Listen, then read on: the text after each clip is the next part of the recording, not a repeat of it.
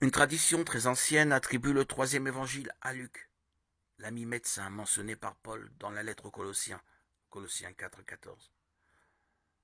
Son œuvre est en deux parties, l'évangile puis les actes des apôtres. Il y manifeste un vrai talent pour raconter, afin de montrer que le salut de Dieu s'est incarné en Jésus de Nazareth.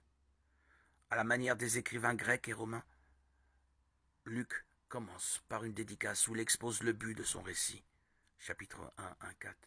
Puis la première partie, 1, 5, 2, 52, met en parallèle les enfances de Jean le Baptiste et de Jésus.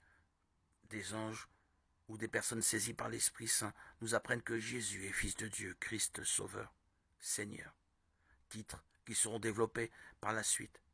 Dans la deuxième partie, chapitre 3, 1, 4, 13, la prédication de Jean le Baptiste ouvre sur la mission de Jésus inaugurée à la synagogue de Nazareth. La mission se déploie dans la troisième partie, chapitre 4, 14, 9, 50.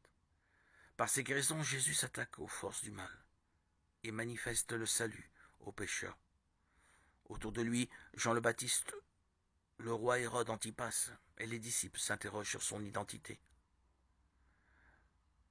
Dans la quatrième partie, 9, 51, 19, 28, Jésus prend la route de Jérusalem. En chemin, au fil des rencontres et à l'aide de paraboles, il aborde l'existence croyante, la condition de disciple, l'entrée dans le règne de Dieu.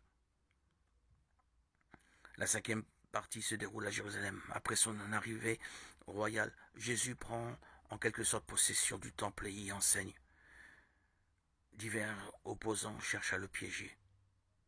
Dans la sixième et dernière partie, 22, 1, 24, 53, le procès, la condamnation et la mort sont décrits comme l'assassinat d'un homme juste.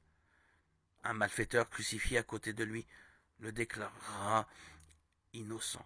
Puis les événements inouïs du jour de Pâques, femme au tombeau, apparition et ascension de Jésus ressuscité, se terminent sur une promesse mystérieuse, la venue de la puissance d'en haut sur les disciples.